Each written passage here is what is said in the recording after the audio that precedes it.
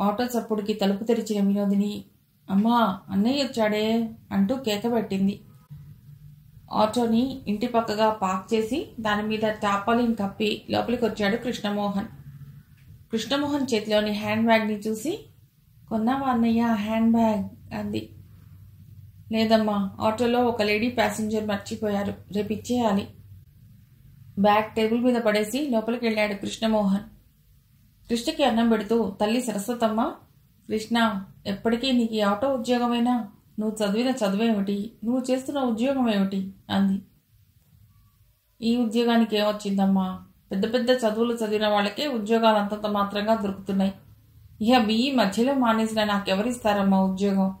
అయినా నాకు తెలియక అడుగుతాను, ప్రతి ఒక్కరూ ఉద్యోగాలకే ఎగబడితే ఎలా?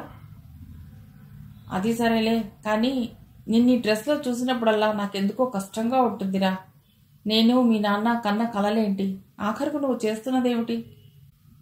అమ్మా, ఇదైనా ప్రభుత్వ పుణ్యమా అని స్వయం ఉపాధి పథకం కింద బ్యాంకులో లభించడం వల్ల దొరికింది. లేకుంటే ఈ పాటికి ముగ్గురం భిక్షమెత్తుకుంటూ నడి రోడ్డున ఉండేవాళ్ళం, మజ్జిగ వంపుకుంటూ అన్నాడు కృష్ణమోహన్. విన్ను, లెక్కలన్నీ వచ్చాయా అంటూ వచ్చాడు చెల్లెలి దగ్గరికి కృష్ణ భోజనం కాగానే. అన్నయ్య, నేను మెట్రిక్ నెక్స్ట్ ఇయర్ అపియర్ అవుదాం అనుకుంటున్నాను అంది వినోదిని నెమ్మదిగా. అదేం అన్నాడు ఆశ్చర్యంగా కృష్ణ. పగలల్లా ఆటోని తిప్పి రాత్రిళ్ళు చదవంటూ నాతో కూర్చుంటే నీకు హెల్త్ పాడవదు, అందుకని. ఓహో, అమ్మాయి గారి బాధదా? చూడు విన్ను, ఈ ఏటితో నీ మెట్రిక్ పూర్తి కావాలి. ఆ పైన టైపు షార్ట్ హ్యాండ్ పాస్ అయ్యావంటే ఏదైనా ఉద్యోగం ఈజీగా దొరుకుతుంది. తర్వాత నాకు నిశ్చింత. కట్న కానుకలిచ్చి ఓహో అంటూ పెళ్లి చేసేంత సమర్థుడు కాడమ్మా ఈ అన్నయ్య. కనీసం నిన్ను ఉద్యోగస్తురాల్ని చేసే అవకాశమైనా ఇవ్వు నాకు. వినోదిని పుస్తకాలను చూస్తూ అందులో లీనమయ్యాడు కృష్ణ. కృష్ణనే చూస్తూ పడుకుంది సరస్వతమ్మ. భర్త చేసింది గుమాస్తా ఉద్యోగమైనా కొడుకును పెద్ద ఆఫీసర్ని చేయాలని కొండంత ఆశ పెట్టుకున్నాడు. నా కొడుకు క్లాస్ 1 ఆఫీసర్ అయి నిన్ను నన్ను కార్లలో ఊరేగిస్తాడే అన్న ఆయన ఆశలు అడియాసలయ్యాయి. చేస్తున్న ఉద్యోగాన్ని అర్థాంతరంగా వదిలి హఠాత్తుగా కన్నుమోయటంతో తండ్రి బాధ్యతని నెత్తిన వేసుకున్నాడు కృష్ణ. ఇటు చదువు పూర్తి చేయలేక అటు ఉద్యోగం దొరక్క నానా అవస్థపడి ఆఖరికి ఆటో రిక్షాని ఆశ్రయించాడు. కార్లో తిరగవలసిన తన కొడుకు ఆటోలో తిరుగుతున్నాడు. కాదు కాదు, అందరినీ తిప్పుతున్నాడు. బాధగా కళ్ళు మూసుకుంది సరస్వతమ్మ. అను, నా బ్యాగ్ కనిపించటం లేదు, నువ్వు కానీ చూసావా అంది నిరుపమ కాలేజీకి వెళ్ళటానికి హడావుడిగా తయారవుతూ. ఏమో నీరు, నేను చూడలేదు. నేనే నిన్ను అడుగుదాం అనుకుంటున్నాను. టిఫిన్ డబ్బా కావాలిగా టిఫిన్ పెట్టడానికి. అరే, అన్నట్లు రాత్రి ఆటోలోనే మర్చిపోయినట్లున్నాను కంగారులో. నాలుగు ఖర్చుకుంది నిరుపమ. ఆటోలో మర్చిపోవడం ఏమిటి? అన్నట్లు నేను ఆటోలో వచ్చినట్లున్నావు కదా, కంగారు ఎందుకు? పొద్దుపోయింది కదా అని ఆటో ఎక్కాను. ఒక్కదాన్నే కదా అని భయం వేసింది, అంతే, ఇంకేం లేదు. పోలే, నేను ఈ పూట టిఫిన్ క్యాంటీన్లో తింటాలే. వస్తానను. బాయ్ ఛత్రపతి శివాజీ అంటూ బాబుని ముద్దు పెట్టుకుని బయటికి నడిచింది నిరుపమ. కాలేజీ బస్సులోకి ఎక్కుతున్న నిరుపమని చూస్తూ నిల్చున్నాడు నాగేశ్వరరావు. ఎదుటి ప్లాట్ఫామ్ మీద పళ్ళు కొరుకుతూ. ఎంత నిబ్బరంగా పోతున్నది! నిన్న దొరికినట్టే దొరికి ఎంతలో తప్పించుకుంది. ఆ ఆటో విధవ పెద్ద హీరోలా సాక్షాత్కరించి ఈవిడ్ని రక్షించాడు. అయినా ఈ ఆడకుంకకి ఎంత ధైర్యం, ఎంత గుండె నిబ్బరంతో బతుకుతోంది. ఆ గుండె ధైర్యం వెలగబడుతున్న ఉద్యోగం వల్ల వచ్చింది కదూ. దీన్ని నా చదువు పూర్తి చేయనివ్వకుండా చేయవలసింది, అప్పుడు తెలిసి వచ్చేది. అక్క సంసారం కోసం దిగి వస్తుందనుకుంటే ఇలా బరితెగించింది. నాగు బుర్రలో హఠాత్తుగా మెరుపులాంటి ఆలోచన తళుక్కుమనటంతో హుషారుగా విజిల్ వేసుకుంటూ రోడ్డున పడ్డాడు. అను అంటూ లోపలికి అడుగుపెట్టిన నిరుపమ వెక్కి వెక్కి ఏడుస్తున్న అక్కని చూసి అవాక్కై నిల్చుండిపోయింది. పక్కనే ఉన్న కుర్చీలో కూర్చున్న యశోదమ్మ, ఊరుకో తల్లి, ఊరుకో అమ్మా అంటూ ఊరడిస్తోంది. నిరుపమకి పరిస్థితి ఏంటో అర్థం కాలేదు. చెల్లెన్ని చూశాక మరొక్క మారు బౌరుమంది అనుపమ. ఏమైందను, నాతో చెప్పవు అంటూ అనుపమ పక్కన కూర్చుంది నిరుపమ. నా శివాని మాత్రం నాకు దక్కేలా చేయి నీరు, నాకు ఈ ప్రపంచంలో ఇంకేమీ వద్దు నిరుపమ చేతులు పట్టుకుని అంది అనుపమ. శివాకి ఏమైందను? అమ్మగారు మీరైనా చెప్పండి. శివకి ఏం కాలేదమ్మా, అదిగో ఊయల్లో నిద్రపోతున్నాడు. మరెందుకను నీకు ఈ భయం? నిరుపమ, నేను చెప్తాను విని తల్లి. మధ్యాహ్నం 2 గంటల ప్రాంతంలో మీ బావ వచ్చాడమ్మా మన ఇంటికి. ఏమిటి, నాగేశ్వరరావు మహానుభావుడు వేం చేశాడా? చేసి? అవునమ్మా, మరి అడ్రస్ ఎట్లా సంపాదించాడో తెలియదు. నేను అట్లా కునుకు తీస్తున్నా, అమ్మాయి ఎవరో అనుకుని తలుపు తీస్తే లోపలికి జొరబడ్డాట. అవునే నీరు, తలుపు కొడుతుంటే బహుశా నువ్వే తొందరగా కాలేజీ నుండి వచ్చావనుకుని తలుపు తీశాను. మీ బావ లోపలికి తోసుకువస్తుంటే రావద్దని ధైర్యం లేక అలా నిల్చుండిపోయాను. వస్తూనే నా కొడుకు నాకివ్వు అంటూ. తన కొడుకేం పాపం, ఎవరు చెప్పారట? కాదని స్వహస్తాలతో రాసి పంపారుగా లేఖ. సిగ్గులేదు, మళ్ళీ ఏ మొహం పెట్టుకుని వచ్చాడో. అమ్మాయి ఏమందో తెలియదు కానమ్మా, బాబుని బలవంతంగా ఉయ్యల్లోంచి ఎత్తుకుంటుంటే గట్టిగా కేకలు పెట్టింది. మెళుకు వచ్చి మధ్య తలుపు తీసుకుని పరిగెత్తుకొచ్చా నేను. నన్ను చూసి కొంచెం తగ్గాడు. అనుపమ ఆయన చేతిలోని బాబుని గబుక్కున రాక్కుని లోపలికి పరిగెత్తింది. నేను బాగానే చీవాట్లు పెట్టాలే. తల్లిని బాబుని వేరు చేయడానికి నీకు చేతులు ఎట్లా వస్తున్నాయి అంటూ తిట్టాను. అంతే, కోపంగా వెళ్ళిపోయాడు. ఆహా, నాటకంలో పతాక సన్నివేశం అన్నమాట. దిక్కులేని పక్షులు కదా, ఏం చేసినా ఊరుకుంటారన్న ధీమా కాబోలు. ఇదేం అడవి కాదు. ఇక్కడి మనుషులందరూ అతడిలా మానవత్వం లేని మనుజాసనులు, మట్టి బొమ్మలు కాదు. నిరుపమ మాటల్లో ధీమా ఉట్టిపడుతోంది. నీరు, నీకు పుణ్యం ఉంటుంది. నన్ను ఈ ఊరు నుండి ఎక్కడికైనా పంపి, అతడి నీడ కూడా పడనంత దూరంగా నన్ను పంపించే. పేలగా ఏడుస్తున్న అక్కని చూస్తూ నిల్చుంది నిరుపమ. ఎక్కడికన్నా అంటే ఎక్కడికి వెడతావక్క? అక్కడికి మాత్రం ఈ విషపురుగు రాడని గ్యారెంటీ ఏమిటి? అయినా నిన్ను బాబుని వదిలి నేను ఇక్కడ ఒంటరిగా ఉండగలనా? అయినా అక్క, పరిస్థితులు అనుకూలించినప్పుడు వాటిని చూసి భయపడి పారిపోతే అవి పరిష్కారం కావు. ధైర్యంగా వాటిని ఎదుర్కొని నిలవాలి. అసలు తలుపెందుకు తెరిచావను? వచ్చిందెవరో చూడకుండా అలసటగా అక్కపక్కనే కూర్చుంటూ అంది నిరుపమ. ఎన్నాళ్ళని మూసిన తలుపుల వెనక దాక్కుంటా నీరు? రేపతను 4 పెద్దల్ని తీసుకొచ్చి యాగీ చేస్తే? ఏమని? తన కొడుకును తనకిమ్మని. శివాజీ అతడి కొడుకు కాదని చెప్పు. తల్లి చెప్తే తప్ప తండ్రి పనికి బిడ్డకే తెలియదు. ఇక ప్రజల సంగతి ఏమిటి? నీరు, నీవేమంటున్నావు? నీకు అర్థమవుతుందా? గట్టిగా అందనుపమ. మరేంటను? అతడే రాశాడుగా లేఖ, తన బిడ్డ కాదని. ఆ ఉత్తరం చూపించు. ఛీ, ఏమిటమ్మా, అతడు సిగ్గులేక రాస్తే తగుదురమ్మా అంటూ 10 మందిలో పతితనే నిలబడమంటావా నన్ను? వద్దులే, పతివ్రతా తిలకం చందాన సతీ సావిత్రిలా అడుగులో అడుగిడుతూ అతడి వెంట నడు. నీరు, అంది బాధగా అనుపమ. లేకపోతే ఏంటను? ఇటు నువ్వు ధైర్యంగా అతన్ని ఎదుర్కొని నిలబడలేవు. పోనీ నేను చెప్పినట్లు చేయను లేవు. ఊరికే భయపడితే ఏం లాభం చెప్పు? ఇంతలో తలుపు టకటకా చప్పుడవటంతో ఇటు తిరిగిన నిరుపమ, ఓ మీరా అంటూ లేచి నిలబడ్డది. మీ హ్యాండ్ బ్యాగ్ నిన్న ఆటోలో మర్చిపోయారు అంటూ కృష్ణమోహన్ బ్యాగ్ అందించాడు నిరుపమకి. చాలా థ్యాంక్స్ అండి. నిలబడ్డారు, అలా కూర్చోండి అంటూ కుర్చీ చూపించింది నిరుపమ. పర్వాలేదండి, బయట ఆటో ఉంది, నేను వెళతాను అన్నాడు కాస్త ఇబ్బందిగా కృష్ణ. నో, అదేం వీల్లేదు, కొంచెం టీ తీసుకెళ్ళండి అంటూ లోపలికి వెళ్ళింది నిరుపమ. ఎవరే నీరు? అతడు ఆటో డ్రైవరా అంటూ అడిగింది అనుపమ, కప్పుల్లో టీ పోస్తున్న నిరుపమ కేసి చూస్తూ. తర్వాత చెప్తానను అంటూ టీ కప్పులు 2 తెచ్చి ఒకటి అతనికిచ్చి 2వది తాను తీసుకుని అక్కడే ఉన్న మంచం మీద కూర్చుంది నిరుపమ. నెమ్మదిగా టీ సిప్ చేస్తూ అటు ఇటు చూశాడు కృష్ణ. టీ తాగడం మధ్యలో ఆపి, అను అను అంటూ అనుపమని పిలిచి మా అక్కయ్య అంటూ పరిచయం చేసింది. మా ఛత్రపతి శివాజీ అని ఉయ్యల్లో నిద్రపోతున్న బాబుని చూపి మా అక్కయ్య కొడుకు అంటూ యాడ్ చేసి నవ్వింది నిరుపమ. అలాగా అన్నట్లు నవ్వాడు కృష్ణమోహన్ కూడా. మరి వస్తానండి అంటూ లేచాడు కృష్ణమోహన్ కప్పు కింద పెట్టి. ఉండండి, నిన్నటి మీ ఆటో ఛార్జీ తీసుకునే లేదు అంటూ లోపలికి పోబోయింది నిరుపమ. అబ్బే వద్దండి, నిన్న నేను మిమ్మల్ని డ్యూటీలో ఉన్నప్పుడు తీసుకొచ్చినట్లు కాదు. మా చెల్లినో అమ్మనో తీసురాను అలాగా అంటూ వాకిలికేసి నడిచాడు కృష్ణ. ఇంకాసేపు ఉండండి అని అందామనిపించింది నిరుపమకి.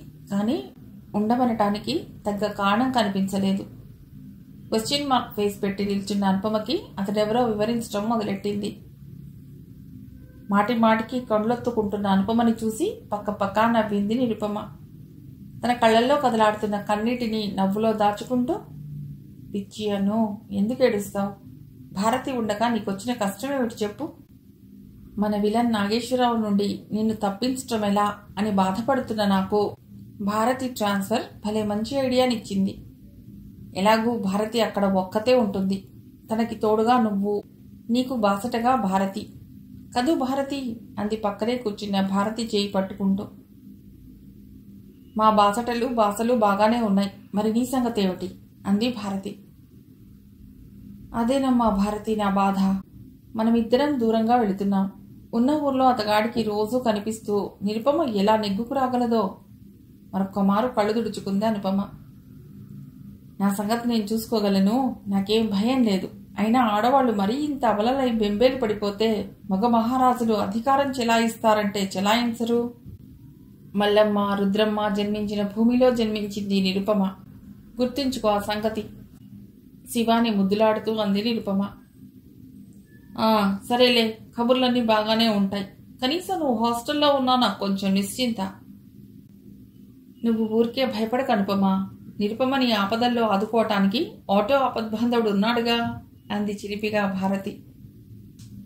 మరే పాపం, అప్పటికప్పుడు ప్రత్యక్షమవుతాడు, పిలవంగానే సినిమా హీరోలాగా అంది నిరుపమ తను కూడా నవ్వేస్తూ. బెల్ అవటంతో రైలు పెట్టెలోంచి దిగి కిందికొచ్చి నిలబడింది నిరుపమ.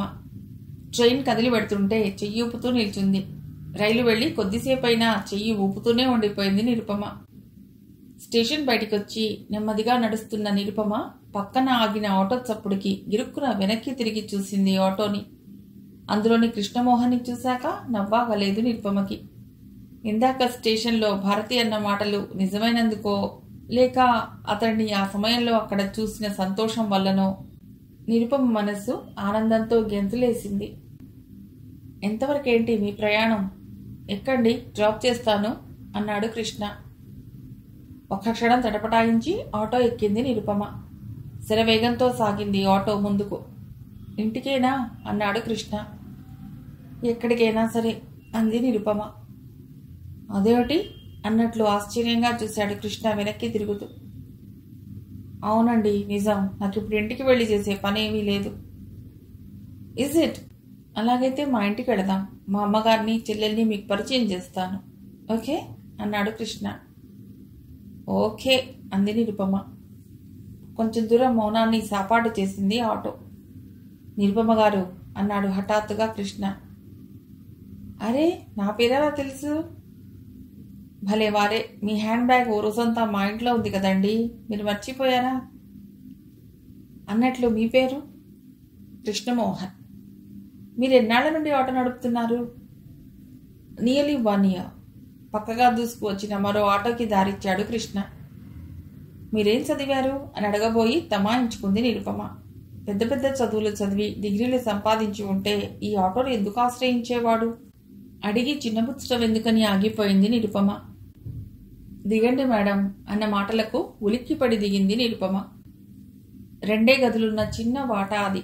అవటానికి 2 గదులు, కానీ ఈ మహాపట్టణంలో అదే పెద్ద బంగళా సగటు మానవునికి. తలుపు తీసిన వినోదిని అన్నయ్యతో పాటు మరో యువతి ఉండటం చూసి తుర్రున లోపలికి పోయి అమ్మని వెంటబెట్టుకొచ్చింది. ఈలోగా కృష్ణ, నిరుపమలు లోనికొచ్చారు. అమ్మా, ఆ రోజు చెప్పాను గుర్తుందా? రౌడీలిద్దరూ గొడవ చేస్తుంటే విడిపించానని. ఈ అమ్మాయే. కూర్చోండి నిరుపమ గారు. ఈ అల్లరి పిల్ల మా చెల్లి వినోదిని. ప్రైవేట్గా మెట్రిక్ కడుతోంది అంటూ వినోదిని నెత్తిమీద ఒక్క మొట్టికాయ వేస్తూ లోపలికి రమ్మని సైగ చేసి వెళ్ళాడు కృష్ణమోహన్. చూడమ్మా వినోదిని, నువ్వు ఇలా కూర్చో. ఇప్పుడు మీరు నాకేం అతిథి మర్యాదలు చేయనక్కర్లేదు అంది నిరుపమ. అబ్బే, పెద్ద అతిథి మర్యాదలు ఏమున్నాయమ్మా? ఏదో ఇంత టీ నీళ్లు, అంతకన్నా ఇంకేం లేదు అంది సరస్వతమ్మ. కృష్ణమోహన్ వినోదిని టీ తయారు చేసి వచ్చేసరికి సరస్వతమ్మ, నిరుపమ చిర పరిచితుల్లాగా ఒకరి కష్ట సుఖాలు మరొకరు కలబోసుకుంటున్నారు. బాబు కృష్ణ, మనమే దురదృష్టవంతులం అనుకుంటే మనకన్నా శాపగ్రస్తులురా ఈ అక్కా చెల్లెళ్ళు అంది ఎంతో విచారంగా సరస్వతమ్మ. తల్లి మాటలకు ఉలిక్కిపడి నిరుపమ ఏమనుకుంటుందో అన్నట్లు చూశాడు కృష్ణమోహన్. అవునండి కృష్ణగారు, ఆనాడు మీరు నన్ను ఆదుకోబట్టి సరిపోయింది. లేకుంటే నేనెంత ప్రమాదంలో పడిపోయేదాన్నో అమ్మగారితో చెప్తున్నా. మా కష్టసుఖాలు చెప్పుకున్నాక నా మనస్సు తేలికబడ్డది. ఇక నేను ఒంటరిదాన్ని కాదని అనిపిస్తున్నది. ఆ పిల్ల మాటలకి ఒక్క క్షణం కదలాడిపోయాడు కృష్ణమోహన్. తన మీద, తన వారి మీద ఎంత నమ్మకం ఈ పిల్లకి అనిపించింది. భలే వారే, మేమందరం ఉండగా మీరు ఒంటరి వారు ఎలా అవుతారు? కప్పందించాడు కృష్ణమోహన్. మీ కాలేజీకి హాస్టల్ లేదంటున్నావు, మరి ఒక్కత్తేవో ఆ ఇంట్లో ఉండగలవా? ఆదుర్దాగా ప్రశ్నించింది సరస్వతమ్మ. పర్వాలేదండి, మా కాలేజీలో వర్క్ చేసే కో లెక్చరర్ నాతోటి రూమ్ షేర్ చేస్తానంటున్నారు. అయినా ఒంటరిగా బతకవలసిన బతికే భగవంతుడు ప్రసాదించినప్పుడు ఒంటరితనానికి భయపడితే ఎలా చెప్పండి? అయినా మీరందరూ ఉన్నారుగా. టీ తాగుతూ చిరునవ్వు నవ్వింది నిరుపమ. తప్పకుండానమ్మా, వినోదిని ఎంతో, నువ్వు అంతే నాకు అంది సరస్వతమ్మ ఆప్యాయంగా. ఆ ఆప్యాయతకి పరవశించిపోయింది నిరుపమ. మరి వస్తానండి అని నిలబడుతూ అంది. బాబు కృష్ణ, అమ్మాయిని ఇంటి దగ్గర దిగబెట్టిరా అంది సరస్వతమ్మ. అబ్బే ఎందుకండి మొహమాటంగా అంది నిరుపమ. పర్వాలేదు రండి, నేను అటే వెళ్ళాలి బయటకు దారి తీశాడు కృష్ణమోహన్. ఇద్దరూ రోడ్డు మీదకొచ్చి నడక సాగించారు. కృష్ణ ఆటో తీయకుండా తనతో నడిచి రావడం గమనించిన నిరుపమ, నేను బస్సులో వెళ్ళిపోతానులేండి, మీకెందుకండి శ్రమ అంది బిడియంగా. ఇందులో శ్రమేముందండి, అస్తమానం ఆ ఇంజన్ ముందు కూర్చుని శరీరం బుర్రా వేడెక్కిపోతున్నాయి.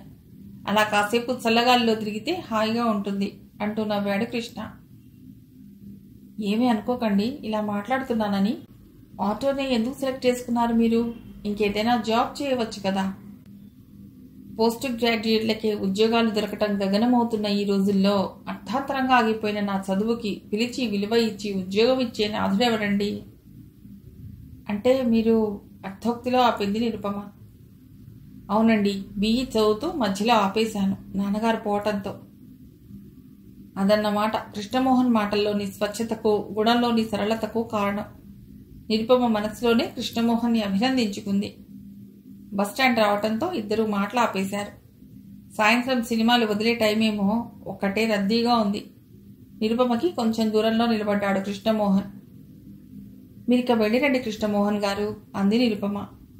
కృష్ణమోహన్ జవాబిచ్చేలోగా, ఇంటిదాకా రానివ్వవే నిరజానా, మంచి ప్రియుడిని సంపాదించావు, పసందైన వాణ్ణి. ఉలిక్కిపడి పక్కకు తిరిగి చూసింది. నిరుపమకి అతి సామీప్యంలో నిలబడ్డాడు నాగేశ్వరరావు. ఒళ్ళు మండిపోయింది నిరుపమకి. అటు పక్కనున్న కృష్ణమోహన్కి మాటలు వినిపించలేదు కాబోలు ఎటో చూస్తున్నాడు. కృష్ణమోహన్ గారు, ఇక్కడి నుండి మా ఇల్లు ఎంతో దూరం లేదు, నడుద్దాం పదండి అంది నిరుపమ. కాసేపు బస్సు అంటుంది, ఇంకాసేపు నడకంటుంది. ఏమా అని విస్తుపోయిన కృష్ణ, అలాగే పదండి అంటూ ముందుకు నడిచాడు. కొంత దూరం వెళ్ళాక ఇంకొక బస్ స్టాప్ దగ్గర ఆగిపోయింది. ఇహ మీరు వెళ్ళండి, చాలా చాలా థ్యాంక్స్ అంది. అదేంటండి, ఇప్పుడేగా ఇంటి వరకు నడుద్దామన్నారు? నిజమే, ఆ బస్టాండ్లో విలన్ నాగేశ్వరరావు, అదే మా బావగారున్నాడు. మీరు అతన్ని గమనించలేదు. ఏవో అవాకులు చవాకులు పెరటం మొదలెట్టేటట్లున్నాడు. అందుకనే ఇలా బయలుదేరదీశాను. అరే, నాకు చూపించవలసిందే అతన్ని. ఆ రోజు చీకట్లో సరిగ్గా చూడనే లేదు. పోనిద్దురు, అతను అక్కడ కనిపించగానే చిరాకేసింది. ఇహ మీకు కూడా ఎక్కడ చూపించను. నిరుపమ ఎక్కవలసిన బస్ రావడంతో కృష్ణమోహన్కి మరొక్క మారు థ్యాంక్స్ చెప్పి బస్ ఎక్కింది. ఓనాటి సాయంత్రం పబ్లిక్ గార్డెన్లో హెల్త్ మ్యూజియం ఎదురుగా ఉన్న పచ్చటి లాన్లో అన్యమనస్కంగా, అసహనంగా, ఆరాటంగా అటూ ఇటూ కదులుతూ కూర్చుంది నిరుపమ. ఏమిటో అర్థం కాని అసహాయత, ఎవరి మీదో తెలియని ఏదో కసి, ఏం చేయాలో తోచని అగమ్య పరిస్థితి. భగవాన్, తన వంటి నిర్భాగ్యుని ప్రపంచంలో అస్సలు పుట్టకూడదు. పుట్టినా పురిట్లోనే చనిపోవాలి. అప్రయత్నంగా కళ్ళ కొలకుల నుండి జారిపడే అశ్రువులను అరికట్టే ప్రయత్నం చేయకుండా అలాగే కూర్చుండిపోయింది నిరుపమ. పొద్దుటే వార్నింగ్ వచ్చింది నిరుపమకి ఇంటిగల వాళ్ళ దగ్గర నుండి. వాళ్ళ చుట్టాలెవరు వస్తున్నారట ఇల్లు ఖాళీ చేయమని. ఎక్కడికి వెళ్ళాలి? ఎవరిస్తారు తనకి ఆశ్రయం? తాను వర్క్ చేసే కాలేజీకి హాస్టల్ లేదు. పోనీ మరి ఇంకేదైనా హాస్టల్లో ఉందామా అంటే అప్పటికప్పుడు ఎలా దొరుకుతుంది అకామిడేషన్? అనుపమ బాబు వచ్చి ఉండటానికి హాస్టల్ అయితే వీలుండదు కదా. ఎన్నాళ్ళని అనుపమ భారతి దగ్గర ఉండిపోతుంది? ఇంటి సమస్యావలయంలో ఇరుక్కున్న తనకి అసనిపాతంలా ఆ సాయంత్రం వచ్చిన అనుపమ జాబు మరింత కలవరబెట్టింది. అడ్వకేటు తను బోధించిన పాఠాలన్నీ పక్కకు పెట్టి విడాకులకు అనుమతిస్తూ సంతకం చేసి పంపిందిట నాగేశ్వరరావుకి. అడ్వకేట్ పొద్దుటే ఈ విషయం చెప్పి, కేసు ఇంకేమీ జరగదమ్మా, మనోవర్తి రావటం కూడా కష్టం అంటూ బాధపడ్డాడు. అలా సంతకం చేసి పంపడంలో అర్థం ఏటో అనుపమకి తెలుసా? మనసులోనే విసుక్కుంది నిరుపమ. ఆ విలాస పురుషుడు నాగేశ్వరరావు చేసిన అభియోగాలకన్నిటికీ తల ఊపినట్టే కదా. మతిస్థిమితం లేనిది, సంసార సుఖానికి అనర్హురాలు, రోగిష్టి కాబట్టి విడాకులు ఇప్పించమని అతడు కోర్టుని కోరాడు. ఈ అబద్ధపు అభియోగాలన్నీ కొట్టిపారేయడానికి చేసే ప్రయత్నాలన్నీ విఫలం చేసింది అనుపమ తన సమ్మతిని తెలిపి. నిరుపమ గాఢంగా నిట్టూర్చింది. అక్క అర్జెంటుగా రాసిన ఉత్తరాన్ని మరొక్క మారు గుర్తు చేసుకుని, ఇష్టం లేని మనసు లేని భర్తతో తెగదంపులు చేసుకోవటమే ఉత్తమమని, కన్న కొడుకే తన కొడుకు కాదని దూషించిన ఆ నీచుడి దగ్గర మనోవర్తి తీసుకుంటూ ప్రాణాలను నిలుపుకోవటం కన్నా ఎందులోనన్నా పడి ఈ శరీరాన్ని అంతం చేసుకోవటం మేలని ఎంతో ఆవేదనగా రాసింది ఉత్తరం. అక్క, నీకింక ఎవరూ లేరే, నేను తప్ప. నాకు మాత్రం ఆ భగవంతుడు తప్ప ఎవరూ లేరు తోడు. మరొక్క మారు పెళ్ళుబికి వచ్చింది దుఃఖం. అది పబ్లిక్ ప్లేస్ అని ఇంతసేపు నిగ్రహించుకుంది. ఇక్కడ కూర్చోవడం భావ్యం కాదని లేవబోతున్న నిరుపమని పలకరించిందో కంఠం. ఏమ్మా, బాగున్నావా? సరస్వతమ్మ, వినోదిని, కృష్ణమోహన్ నిరుపమ కేసి వస్తున్నారు. గబగబా బుగ్గలపై జాలువారుతున్న కన్నీటిని కర్చీఫ్తో తుడుచుకుని, ముఖాన లేని చిరునవ్వును పెదవుల కతికించుకుని, అరే మీరు వచ్చారే పబ్లిక్ గార్డెన్కి అంటూ పలకరించింది. కూర్చోమ్మా నిరుపమ, అప్పుడే లేచిపోయావే, మా ఇంటికి మళ్ళీ రానేలేదు. నిరుపమ పక్కన పచ్చికపై చోటు చేసుకుంది సరస్వతమ్మ. నిరుపమనే చూస్తున్న కృష్ణమోహన్ మాత్రం ఆ అమ్మాయి ఎందుకో అపరిమితంగా బాధపడుతోందని గ్రహించాడు. కానీ ఏమీ అనలేక తాను కూడా కొంచెం దూరంలో కూర్చున్నాడు, చేతిలోని హ్యాంకీని పచ్చికపై పరిచి. నిరుపమ, అక్కయ్య బాబు కులాసాయి కదా, అక్కయ్య వద్ద నుండి ఉత్తరాలు వస్తున్నాయా? వస్తున్నాయండి. అప్రయత్నంగా గుండెల్లో నుండి ఏడుపు తన్నుకొచ్చింది నిరుపమకి. అదేటమ్మా, ఎందుకు బాధపడుతున్నావు? ఏమైంది? సరస్వతమ్మ మాటలు ఆవిడ నోట్లో ఉండగానే నిరుపమ కళ్లలో నుండి నీళ్లు స్రవించింది. ఏం లేదండి. తలను వేరొక వైపుకి తిప్పుతూ కర్చీఫ్తో ముఖాన్ని దాచేసుకుంది నిరుపమ. చూడమ్మా, నీ ఈ వ్యధకి కారణం నాతో చెప్పటానికి ఎందుకు సందేహిస్తున్నావు? తల్లిలాంటి దాన్ని అయినా నా పిచ్చి గాని ఇక్కడ ఇటువంటి చోట్లో నేను ఇలా ప్రశ్నించి వేధించటం నాదే తప్పు. పద పద, మా ఇంటికి వెడదాం. నేను ఇలా మీ ఇంటికి పంపిస్తే నా మనస్సు ముందు పాడవుతుంది. నిరుపమ వారింపుని లక్ష్యం చేయకుండా అందరినీ ప్రయాణం చేయించి ఇంటికి తీసుకెళ్ళింది సరస్వతమ్మ. అరే, ఎంత గొడవచ్చి పడింది. అయినా ఇంత అర్ధాంతరంగా ఇల్లు ఖాళీ చేసి వెళ్ళిపోమంటే ఎక్కడికి వెడతావట? తెలివి లేకపోతే సరి, సాంత్వనంగా అంది సరస్వతమ్మ. ఇది కూడా ఆయన గారి, అదే మీ బావగారి పన్నాగమేమోనండి. కృష్ణమోహన్ అందుకున్నాడు. ఏమోనండి మరి. అయినా ఖాళీ చేయమని చెప్పాక వెళ్ళడమే మంచిది కదండి. కానీ ఎక్కడికి వెళ్ళడం అనేదే సమస్య ఇప్పుడు. నిరుపమ అసహాయతకి కృష్ణమోహన్ గుండె కరిగి నీరయింది. తనేమని సమాధానం ఇవ్వగలడు? అమ్మాయి, నువ్వేమీ అనుకోకపోతే నేను ఒక సలహా ఇస్తాను. నీకు ఇష్టమైతే పాటించు, లేకుంటే లేదు. ఏమంటావు? అలాగే, చెప్పండి. నువ్వు మరో ఇల్లు చూసుకునే వరకు మా ఇంట్లో ఉండు. ఏమీ సంకోచించకు. ఏం కృష్ణ, ఏమంటావు? తప్పకుండా అలా చేయండి నిరుపమ గారు. మీకేమీ అభ్యంతరం లేకుంటేనే. నాకా అభ్యంతరమా అన్నట్లుగా చూసింది నిరుపమ. పరాయి వాళ్లమని, కులం కాని కులం వాళ్లమని సరస్వతమ్మ మాటలను తుంచేస్తూ అంది నిరుపమ. మీరలా మాట్లాడి నన్ను బాధ పెట్టకండి. ఇంత ఆత్మీయంగా ప్రేమగా నాతో మాట్లాడింది మా అమ్మ చనిపోయాక మీరేనండి. మీరెలా పరాయి వారవుతారు? ఇక కులం మాట నా దగ్గర తేకండి. అటువంటి భేదాలు నాకెప్పుడూ లేవు. ఆంటీ, మీరేమీ అనుకోనంటే ఇక మీదట మిమ్మల్ని ఇలాగే ఆంటీ అంటూ పిలుస్తాను. ఆంటీ, నేను మీ ఇంట్లో సంతోషంగా ఉంటాను. అయితే ఒకటే షరతు, నేను పేయింగ్ గెస్ట్ని, మీ వినోదినికి టీచర్ని. అందుకు ఒప్పుకుంటేనే చెప్పండి. రేపే ఇక్కడికి మకాం మార్చేస్తాను. భలే పిల్లవే నిరుపమ, అలాగే కాని, నీ ఇష్టం ఎందుకు కాదనాలి? ఆమోదం తెలిపింది సరస్వతమ్మ. మరి పాఠాలు ఎప్పుడు మొదలెడతారు టీచర్ గారు? అంది వినోదిని వినోదంగా. అమ్మదంగా, అప్పుడే కొత్త టీచర్ని మస్కా కొట్టేస్తున్నావే, చెల్లెలి చెవి మెలిపెడుతూ హాస్యంగా అన్నాడు కృష్ణ. ఇహ ఈ రోజు నుండి నువ్వు నా చెవులు మెలిపెట్టడానికి వీల్లేదు. నీ పోస్ట్ ఊస్ట్ అయ్యింది. విదిలించుకుని నిరుపమ దగ్గరికి పరిగెత్తింది వినోదిని. అంతా పక్కున నవ్వారు. వాతావరణం తేలికబడ్డది. కాలేజీ నుండి ఇంటికొచ్చిన నిరుపమ ఇంట్లో ఏదో భయంకర నిశ్శబ్దం తాండవం చేయడం గమనించింది. ఆ సమయంలో సాధారణంగా ఇంట్లో ఉండని కృష్ణమోహన్ వాకిట్లో ఈజీ చైర్లో కూర్చున్నాడు, కళ్ళ మీద చేతులు పెట్టుకుని. గదిలో పుస్తకాలు ముందేసి కూర్చుంది వినోదిని. సరస్వతమ్మ వంటింట్లో ఏదో పని చేసుకుంటోంది.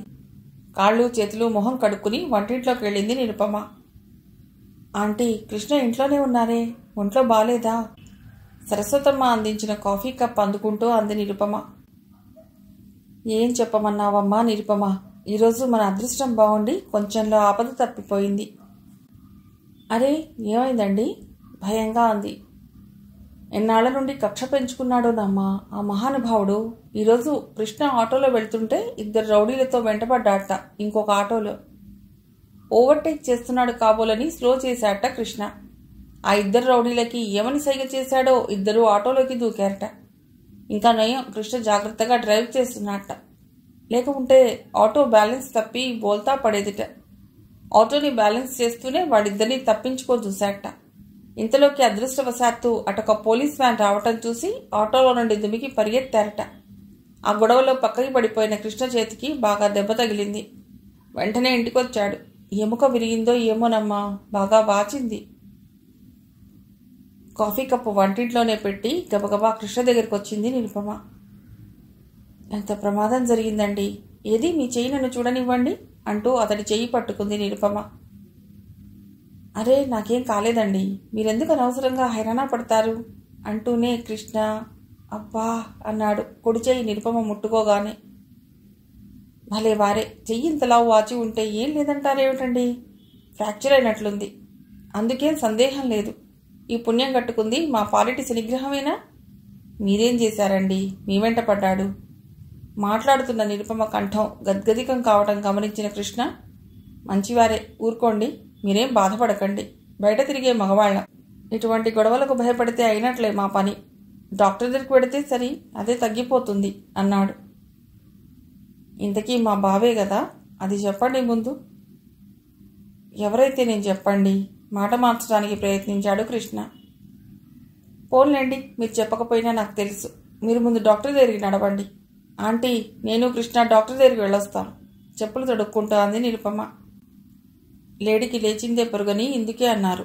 ఇప్పుడేం హాస్పిటల్ ఉంటుందండి? ఈ ప్రైవేట్ డాక్టర్ల దగ్గరికి వెడితే మళ్ళీ ఉస్మానియాకి వెళ్ళమని చెప్తారు. రేపు పొద్దుట వెళదాం ఉస్మానియాకి అన్నాడు కృష్ణ. మరుసటి రోజు కాలేజీకి సెలవు పెట్టి కృష్ణతో పాటు హాస్పిటల్కి వెళ్ళింది. కృష్ణకి చెయ్యి నిజంగానే ఫ్రాక్చర్ అయ్యింది. ఎముక సెట్ చేసి బ్యాండేజ్ వేసి స్లింగ్ వేశారు. కుడి చేయి అవటం వల్ల మరీ బాధగా ఉంది కృష్ణకి. అతడి బాధ చూసి నిరుపమ మనస్సు తల్లడిల్లిపోయింది. ఏ పాపము ఎరుగని ఈయనకు తన వల్లే కదా ఈ ఆపద వచ్చింది, నిట్టూర్చింది నిరుపమ. 1 రోజులు కృష్ణమోహన్ ఆటో మొహం చూడలేదు. ఆ 1 రోజులు నిరుపమే అన్నీ తానే ఆ కుటుంబాన్ని ఆదుకుంది. నిరుపమ చేస్తున్న సహాయానికి సరస్వతమ్మ ముగ్ధురాలైంది. కృష్ణమోహన్ హృదయం నిరుపమ పట్ల ఎనలేని కృతజ్ఞతాభావంతో నిండిపోయింది. తనని ఆపదలో ఆదుకున్న కుటుంబానికి తాను సహాయపట్టంలో ఎంతో సంతృప్తి పొందగలిగింది నిరుపమ. యథాప్రకారం కృష్ణ ఆటో నడపడం మొదలెట్టాక కానీ నిరుపమ స్థిమిత పడలేదు. సమ్మర్ హాలిడేస్ రావడంతో అక్క దగ్గరికి ప్రయాణం కట్టింది నిరుపమ. 3 నెలల ఎడబాటు తర్వాత కలుసుకున్న అక్కా చెల్లెళ్ల ఆనందం వర్ణనాతీతం. 2 రోజులు రాత్రి బొబళ్ళు కబుర్లతో గడిపేశారు. శివాకి నిరుపమ బాగా కొత్త అయింది. అసలు దగ్గరికి రావటం లేదు. ఎత్తుకుంటే ఒకటే ఏడుపు. నాగేశ్వరరావు ప్రతాపం, కృష్ణ యాక్సిడెంట్, పూసగుచ్చినట్లు చెప్పింది నిరుపమ. అన్నింటికీ నవ్వుతూనే సమాధానం ఇచ్చింది అనుపమ. బావ మళ్లీ పెళ్లికి తయారయ్యాడని, త్వరలోనే పెళ్లి కూడా జరగబోతున్నదని చెప్దామనుకుంది నిరుపమ. కానీ ఎందుకో చెప్పలేకపోయింది. అనుపమ దినచర్య నిరుపమని ఆశ్చర్యచకితని చేసింది. రోజంతా ఏదో ఒక వ్యాపకం. భారతి ఉంటున్న ఇల్లు కొంచెం పెద్దదే. ఆ ఇంట్లోనే ఒక గదిలో పిల్లలు ఆడుకునే ఆట వస్తువులని మిగతా సామాగ్రిని సేకరించి ఉంచింది. అటు చంటి పిల్లలు కాక మరీ బడికి వెళ్లే వయస్సు లేని పిల్లల్ని కొంతమందిని దగ్గరికి చేర్చి నెలకింత అని తీసుకుని చిన్న స్కూల్ లాంటిది నడుపుతున్నది. Nursery school లాంటిదన్నమాట. మధ్యాహ్నం నుండి స్కూల్ బంద్. సాయంత్రం వరకు ఫ్రూట్ జ్యూస్, జామ్ లాంటివి తయారు చేసి అమ్ముతున్నది. రాత్రిళ్ళు భారతి దగ్గర పుస్తకాలు తెప్పించుకుని ప్రైవేట్గా BAకి చదువుతున్నది. ఎందుకను నీకింత శ్రమ? నేను పంపే 1600 సరిపోదా? అంది బాధగా నిరుపమ. సరిపోవడానికి లిమిట్ ఎక్కడున్నది నీరు? అయినా పగలల్లా ఒక్కదాన్ని కూర్చుని ఏం చేయను చెప్పు? శివ కూడా పెద్దవాడవుతున్నాడు. నాకు కాస్త కాలక్షేపం. నిరుపమ మాటల్ని కొట్టిపారేసింది అనుపమ. నీరు, నీ పెళ్లికి కట్నం కోస్తుంట నెలకి 800 మీ అక్కయ్య బ్యాంకులో దాస్తున్నది కల్పించుకుంది భారతి. అను, నిజమా? నన్ను పెళ్లి చేసుకుని దూరం వెళ్ళిపోమంటున్నావా? నేనప్పుడే నీకంత కానిదాన్నయ్యానా? అందుకేనా నీ ఈ ప్రయత్నం అంతా? చిచ్చి, ఏం మాటలే నీరు అవి? ఎప్పటికీ పెళ్లి చేసుకోవా ఏమిటి? ఇలాగే ఉండిపోతావా? నీ కలల రాకుమారుడు ఇంకా కనిపించలేదా? ప్రసంగాన్ని హాస్టల్లోకి దింపేస్తూ అనుపమ నవ్వింది. అవును, అన్నట్టు నీ ఆటో హీరో ఎలా ఉన్నాడు? వాళ్ళింట్లోనే గదు నువ్వు ఉండేది అంది భారతి. అవును భారతి, పాపం ఆయనకి ఈ మధ్య చిన్న యాక్సిడెంట్ కూడా అయింది. నీకు చెప్పానో లేదో, అందుకు కూడా కారణం మన నాగేశ్వరరావు గారే. పాపం, ఆయన మీద ఎందుకటా మీ బావగారికి కక్ష? ఎందుకంటే ఏం చెప్పను, నాకింత నీడనిచ్చి అండగా నిలబడ్డాడుగా, అందుకని. అయినా మన గొడవలకేం గాని శివ ఏడి? ఎక్కడ దాక్కున్నాడు? ఓరి భడవా, నేనురా నీ పిన్నిని. అంత భయపడతావేమిటి? మంచం కింద దాక్కున్న శివాని ఎత్తుకోపోయింది నిరుపమ. వాడు ఏడవటం మొదలెట్టాడు. ఊరుకోవే, వాడికి నువ్వు కొత్త అయ్యావు. 2 రోజులాగు, ఇహ నీ సంక దిగడు. కొడుకుని లాక్కుని ఎత్తుకుంది అనుపమ. మిగిలిన కథ తర్వాతి భాగంలో.